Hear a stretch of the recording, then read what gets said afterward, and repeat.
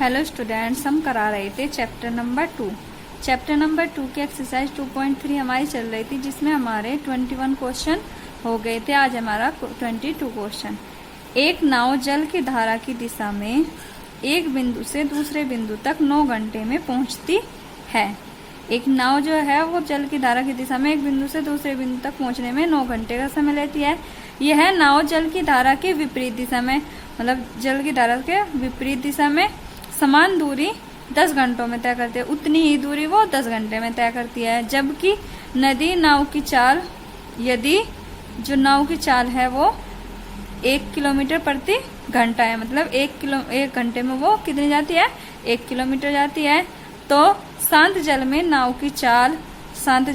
की चाल व बिंदुओं के बीच की दूरी ज्ञात कीजिए। ये ज्ञात करना है कि एक बिंदु से दूसरे बिंदु तक जाने में कितनी दूरी है वो, और जो शांत जल में नाव की चाल है वो कितनी है। ठीक है, तो देखिए कैसे करेंगे।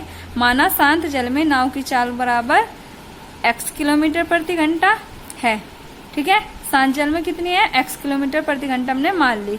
तब धारा की दिशा में नाव की चाल, शांत जल में तो x किलोमीटर प्रति घंटा, और जब ये जब नाव जा रही है चाल तो उसकी 1 किलोमीटर प्रति घंटा है। तो जब धारा की दिशा में जा रही तो x प्लस 1 हो जाएगी, क्योंकि धारा की दिशा में नाव चल रही और ये शांत जल में चाल है, तो दोनों क्या करेंगे, जोड़ देंगे। फिर है धारा की विपरीत दिशा में नाव की चाल। तो धारा की विपरीत दिशा में अगर हम नाव की चाल लेंगे तो वो हो जाएगी x माइनस 1, क्योंकि वो क्या चल रही, धारा की विपरीत दिशा में चल रही, तो 1 माइनस कर देंगे। और धारा की दिशा में चल रही तो 1, जो चाल है हमारी 1 किलोमीटर प्रति घंटा, वो क्या करेंगे, जोड़ देंगे। ठीक है, अब देखिए धारा की दिशा में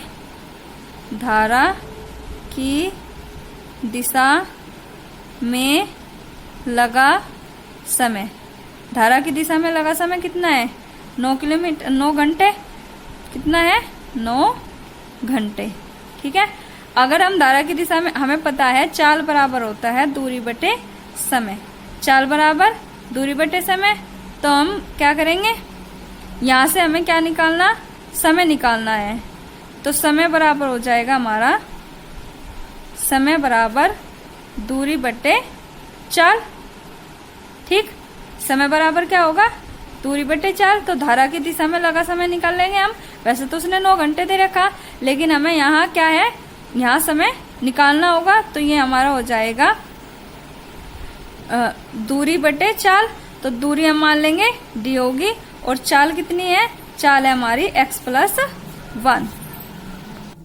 तो दूरी बटे चाल, समय कितना होगा, दूरी बटे चाल। तो यहाँ धारा की दिशा में लगा समय हो जाएगा हमारा d बटे x प्लस 1 बराबर किसके है, 9 घंटे के बराबर दे रखा है उन्होंने। यहाँ से हम दूरी निकाल लेंगे, तो d बराबर हो जाएगा हमारा 9 गुणा x प्लस 1। तो ये हो जाएगी हमारी समीकरण 1। ठीक है, अब धारा की विपरीत दिशा में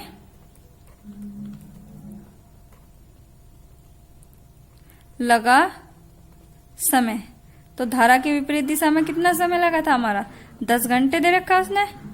ठीक, अगर हम निकाल लेंगे तो हो जाएगा हमारा दूरी बटे चाल। तो दूरी कितनी है, d हमने मान ली यहाँ, और चाल कितनी दे रखी, धारा के विपरीत दिशा में चाल x माइनस 1। तो ये हो जाएगी हमारी x minus 1 d upon x minus 1 बराबर किसके होगा, 9 घंटे उसने दिया हुआ। तो यहाँ से भी d निकाल लेंगे, तो d बराबर हो जाएगा 10 गुणा x माइनस 1। तो ये हो जाएगी हमारी समीकरण 2। तो अब समीकरण 1 भी d के बराबर है और समीकरण 2 भी d के बराबर है, तो दोनों को बराबर रख लेंगे। तो समीकरण 1 व 2 से, ठीक है, समीकरण 1 व 2 से हम लेंगे d किसके बराबर है, 9 इंटू एक्स प्लस 1, और यहाँ d किसके बराबर है, 10 इंटू एक्स माइनस 1। तो हो जाएगा 10 इंटू एक्स माइनस 1। ठीक है, अब इसे सोल्व कर लेंगे तो हो जाएगा 9x प्लस 9 बराबर 10x माइनस 10। तो इसे 9x को इधर ले जाएंगे तो ये हो जाएगा माइनस के 9x, और इसे इधर ले आएंगे तो ये हो जाएगा 9 प्लस के 10। तो x बराबर हो गया हमारा 19। तो x क्या है हमारा, x है हमारा शांत जल में नाव की चाल। ठीक है, तो शांत जल में नाव की चाल हमने निकाल ली, तो ये होगी हमारी 19 किलोमीटर प्रति घंटा। शांत जल में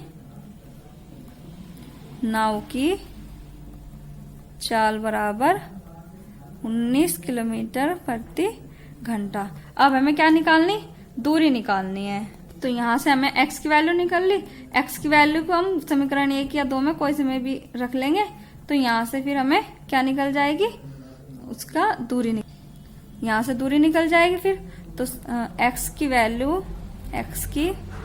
वैल्यू समीकरण 1 में रखने पर, ठीक है, तो d बराबर क्या है 9x + 1, तो d बराबर हो जाएगा 9x की वैल्यू कितनी है 19 + 1,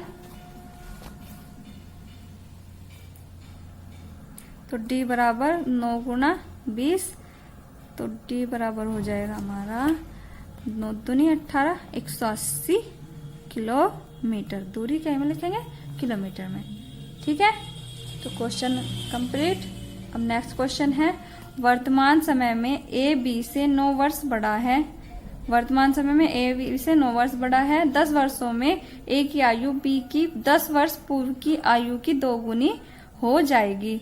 उनकी वर्तमान आयु ज्ञात कीजिए। ठीक है, तो देखिए माना बी की वर्तमान आयु x वर्ष हमने मान लिया। माना बी की वर्तमान आयु कितनी है, x वर्ष है, तब a की वर्तमान आयु क्या होगी, x + के 9, क्योंकि a क्या है b से 9 वर्ष बड़ा है। ठीक, अब देखिए इसने कहा है 10 वर्षों में, तो 10 वर्षों में a की आयु, 10 वर्षों में a की आयु कितनी होगी, x + 9 + 10। ठीक, तो हो जाएगी x + 9 + 10 19, तो ये हो जाएगी 10 वर्षों में a की आयु x + 19 वर्ष। अब देखिए प्रश्न अनुसार 10 वर्षों में a की आयु b की 10 वर्ष पूर्व की आयु की 2 गुनी हो जाएगी। तो जो 10 वर्षों में a की आयु कितनी है, x + के 19, तो वो कितनी होगी b की 10 वर्ष पूर्व की, तो b की कितनी अब है, x है, तो 10 वर्ष पूर्व कितनी होगी, x - के 10, और b की 10 वर्ष पूर्व की आयु की 2 गुनी।